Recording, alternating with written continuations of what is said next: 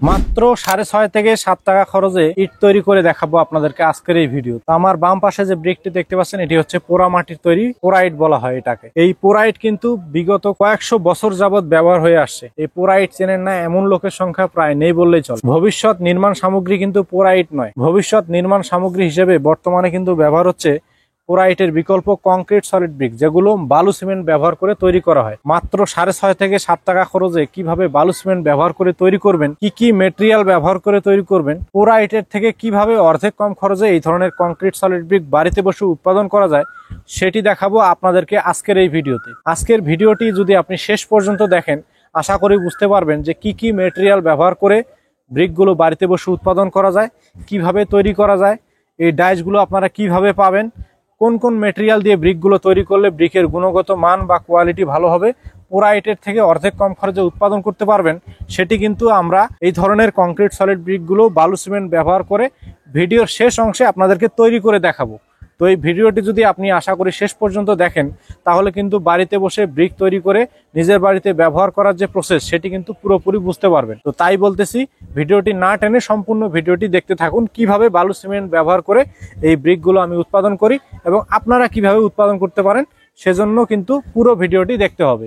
তো ভিডিওর শুরুতে প্রথম এবং প্রধান প্রশ্ন যেটি, সেটি হচ্ছে যে কিভাবে এই ধরনের ব্রিকগুলো তৈরি করা যায়। তো বন্ধুরা, আমার সামনে যে 3 পিস কংক্রিট সলিড ব্রিক তৈরির ডাইসটি দেখতে পাচ্ছেন, এটি হচ্ছে 3 পিস কংক্রিট সলিড ব্রিক তৈরি করার ডাইস, যার মাধ্যমে একবারে 3 পিস করে কংক্রিট সলিড ব্রিক তৈরি করা যায়, যেটিতে আপনি আপনাদের পছন্দ অনুযায়ী যে কোনো অক্ষর বা নাম বসিয়ে নিতে পারেন এবং সাইজগুলো কিন্তু কাস্টমাইজ করে নিতে পারেন।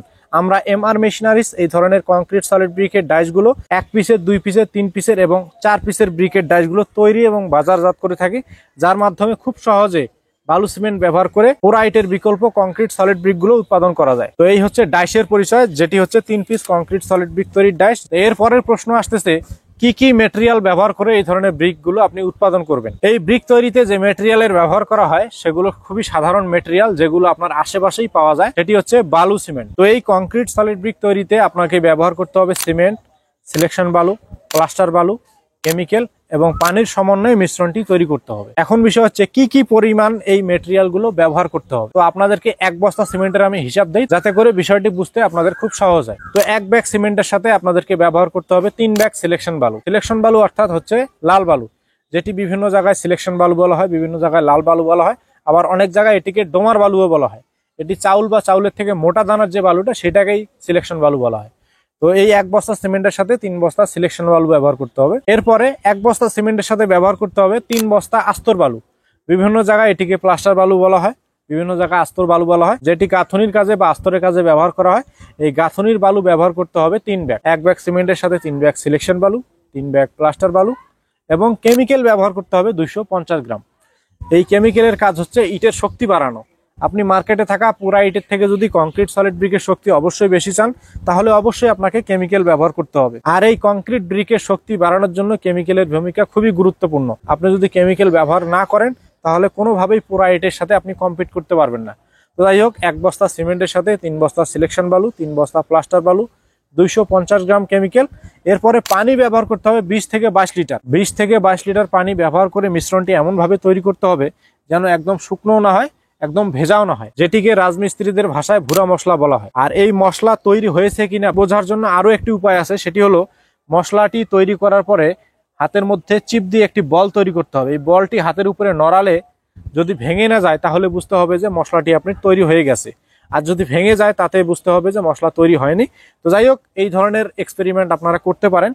তো এই মশলাটা এমন ভাবে তৈরি করতে হবে যেন একদম শুকনো না হয়, একদম ভেজাও না হয়। তো রেশিও বা মশলা সম্পর্কে মোটামুটি একটা ধারণা দেওয়ার চেষ্টা করেছি। এই রেশিও সম্পর্কে আরো বিস্তারিত জানার জন্য আমরা কিন্তু প্রত্যেকটা ডাইসের সাথে একটা বই দিয়ে দিই, যে বই ব্যবহার করে আপনারা খুব সহজে রেশিও মেনটেন করে ব্রিকগুলো উৎপাদন করতে পারবেন। এই বইয়ের মধ্যে দেওয়া রয়েছে আপনি কিভাবে তৈরি করবেন, কি কি ব্যবহার করে তৈরি করবেন, কতটুকু ব্যবহার করবেন, কয়দিন শুকাবেন, কতটুকু পানি দিবেন, সব বিষয় কিন্তু বিস্তারিত দেওয়া রয়েছে। এই বইটির প্রথম পেজে একটি কিউআর কোড দেওয়া রয়েছে, যে কিউআর কোডটি স্ক্যান করে সরাসরি আমাদের চ্যানেলের ভিডিওগুলো দেখে আসতে পারেন। মেটেরিয়াল সম্পর্কে, তৈরি সম্পর্কে এবং এই ধরনের কংক্রিট সলিড ব্রিকগুলো তৈরির ডাইসগুলো আপনারা কিভাবে নেবেন, সেই বিষয়ে বিস্তারিত ফুল ভিডিওগুলো দেখতে পারেন। এরপরে দ্বিতীয় পেজে দেওয়া রয়েছে প্রয়োজনীয় উপকরণ এবং তার পরিমাণ, কি কি পরিমাণ ব্যবহার করে এই ধরনের ব্রিকগুলো আপনারা তৈরি করবেন, সেটি দেওয়া রয়েছে দ্বিতীয় পেজে। এবং তৃতীয় পেজে দেওয়া রয়েছে সতর্কতা। এই ডাইসটি কিভাবে ব্যবহার করলে ব্রিকের গুণগত মান বা কোয়ালিটি ভালো হবে সেই বিষয়ে বিস্তারিত দেওয়া রয়েছে তৃতীয় পেজে ছবি সহকারে। এবং চতুর্থ পেজে দেওয়া রয়েছে নিয়মাবলী। কংক্রিট ব্রিকের আরেকটি বৈশিষ্ট্য হচ্ছে এটি তৈরির 12 ঘন্টা পর থেকে আপনাকে পানি দিতে হবে, কারণ সিমেন্টের বৈশিষ্ট্য হচ্ছে সিমেন্টে যত পানি খাওয়াবেন তত সিমেন্টের শক্তি বাড়বে। তো এই কিউরিং সম্পর্কে বিস্তারিত দেওয়া রয়েছে চতুর্থ পেজে। তো এই ধরনের ব্রিকের ডাইসগুলোর যারা অর্ডার করবেন তারা কিন্তু এই ধরনের বইগুলো সাথে পেয়ে যাবেন। এরপরে হচ্ছে যে আপনি সাইজ বা লোগো কাস্টমাইজ করতে পারবেন কিনা। অবশ্যই আপনি সাইজ বা লোগো কাস্টমাইজ করতে পারবেন। যেমন এটিতে দেওয়া রয়েছে RRB, আপনারা কিন্তু আপনাদের পছন্দ অনুযায়ী যে কোনো অক্ষর বা সাইজটা কাস্টমাইজ করে নিতে পারেন। যাই হোক, এটিতে কিন্তু দুই ধরনের লোগো দেওয়া আছে, RRB এবং AHB। যিনি আমাদেরকে এই ডাইসটি অর্ডার করেছেন তিনি বলেছেন দুই ধরনের লোগো দিতে, কারণ ওনারা দুইজন মিলে এই ডাইসটি অর্ডার করেছেন। তাদের রিকোয়ারমেন্ট অনুযায়ী কিন্তু আমরা এই ডাইসটা তৈরি করেছি। আপনারা কিন্তু আপনাদের পছন্দ অনুযায়ী যে কোনো অক্ষর বা নাম বসিয়ে এই ধরনের ব্রিকের ডাইসগুলো অর্ডার করতে পারেন। তো বন্ধুরা, আপনারা যারা বাড়িতে বসে এই ধরনের ডাইসের মাধ্যমে খুব সহজে রেশিও মেনটেন করে পোরাইটের থেকে অর্ধেক কম খরচে মাত্র 6.5 থেকে 7 টাকা খরচে ব্রিকগুলো বাড়িতে বসে উৎপাদন করতে চান, এক্ষুনি স্ক্রিনে দেওয়া নাম্বার থেকে ফোন করে এই ধরনের ব্রিকের ডাইসগুলো অর্ডার করতে পারেন। আমরা MR মেশিনারিজ এই ধরনের কংক্রিট সলিড ব্রিক এবং কংক্রিট হলো ব্লকের ডাইসগুলো সারা বাংলাদেশেই হোম ডেলিভারি দিয়ে থাকি। 1 পিসের, 2 পিসের, 3 পিসের এবং 4 পিসের ভেরিয়েন্টগুলো আমাদের কাছে শুধু কংক্রিট সলিড ব্রিকই নয়, এমনকি কংক্রিট হলো ব্লকের ডাইসগুলো পেয়ে যাবেন। যাই হোক বন্ধুরা, অনেক কথা বললাম। এখন আপনাদেরকে বালু সিমেন্ট ব্যবহার করে কিভাবে এই ডাইসের মাধ্যমে ব্রিক তৈরি করেছি সেটি এখন আপনাদেরকে সরজমিনে বালু সিমেন্ট ব্যবহার করে তৈরি করে দেখাবো। তো বন্ধুরা, ভিডিওটি না টেনে সম্পূর্ণ ভিডিওটি দেখতে থাকুন এবং ব্রিক তৈরি সম্পর্কে বিস্তারিত ধারণা নিতে থাকুন। It's not a game.